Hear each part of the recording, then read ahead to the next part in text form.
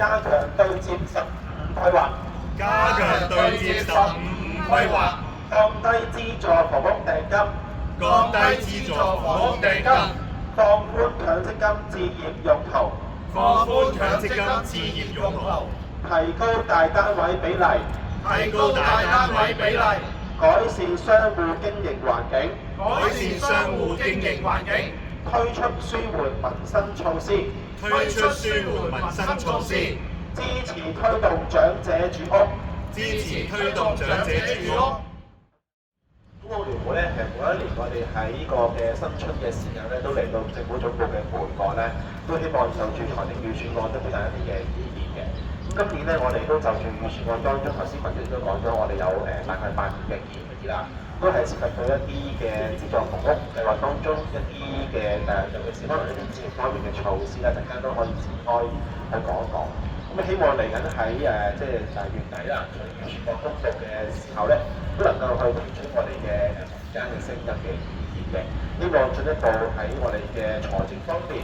可以開源節流嘅同時間咧，都可以就住我哋嘅一啲市民喺一啲房屋方面一啲嘅措施咧，能夠去吸納到一啲嘅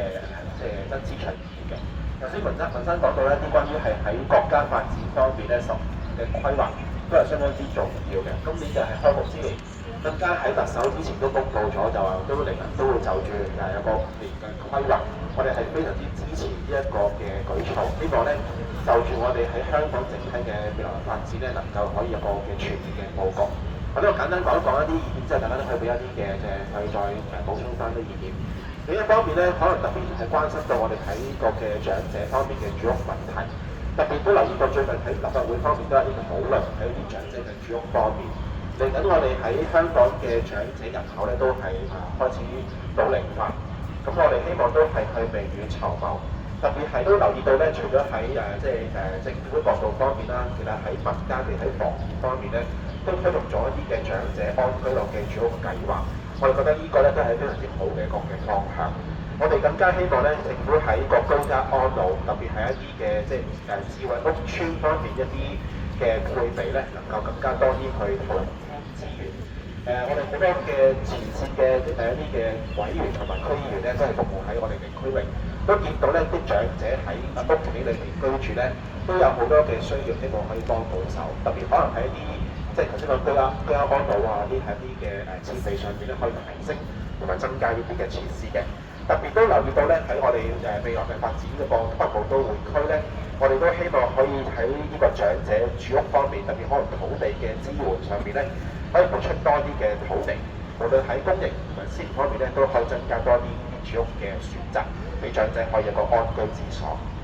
另外咧，喺我手頭上見得到嗰個嘅成土號誌就係咧，希望可以降低一啲資助房屋嘅嗰個首期嘅訂金。簡單而言咧，我哋房委會咧係呢個嘅居屋同埋綠置居方面咧，都有啲嘅綠表同埋白表嘅申請者嘅。特別留意到咧，喺呢個嘅白表方面嘅話咧，個首期嘅訂金最少咧係10%，綠表方面咧就5%嘅。咁當中咧，但係差距咧就5%。我哋認為咧可以幫助到更加多嘅市民去接嘅話咧，我哋建議可以將呢個白表嘅訂金咧都係縮減到去5%，同綠表一樣。係可以去睇齊單，咁令到一啲白表嘅申請者咧，嗰個首置嘅成本咧都可以減輕，希望大家係有個嘅機會去處理單位嘅。仲有一個咧，最近都比較多啲嘅討論咧，就係關於個強積金方面嘅置業嘅用途。我哋都好留意到呢個方向啦，亦都係好同意咧，強積金都係一個我哋嘅退休保障一個好重要嘅一個嘅計劃。置業方面咧，其實我哋留意到咧，都有好多嘅後生嘅朋友咧，都有呢方面嘅需求。不過可能喺嗰個首置成本方面咧，都比較緊張一啲。我哋都建議咧，可以政府喺呢方面咧，可以去放寬或者檢視翻強積金係咪可以幫助到一啲市民去一個置業嘅一個用途。呢個亦都可以去喺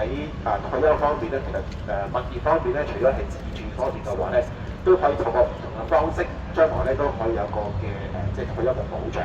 例如話一啲嘅物業咧，都可以用一個嘅逆按揭嘅方式咧，都可以係保障翻大家喺退休方面嘅生活嘅保障嘅。我哋希望喺今年嘅預算案當中咧，都可以有政府一啲着墨喺個嘅強積金放寬方面嘅安排。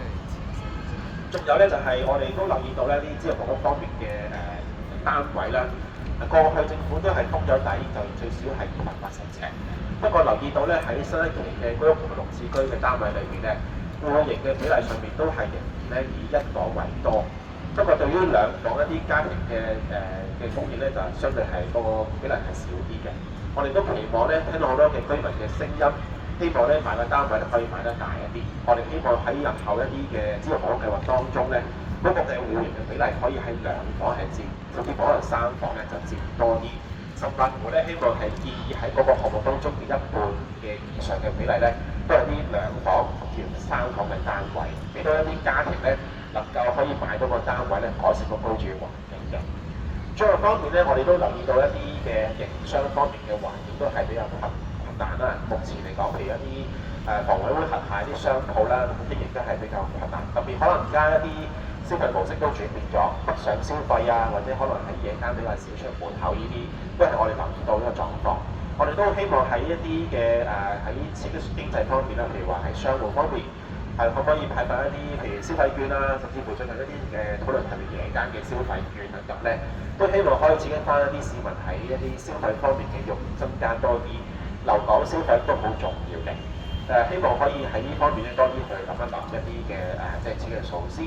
仲有咧，希望都可以繼續有一啲嘅紓困嘅措施，譬如話我哋過去見得到政府都有啲關乎咗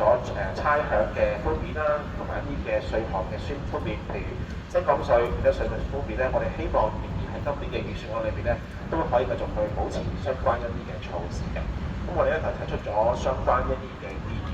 希望阿財爺喺嚟緊嘅預算案裏邊咧，可以聽到我哋嘅一啲民間嘅聲音嘅。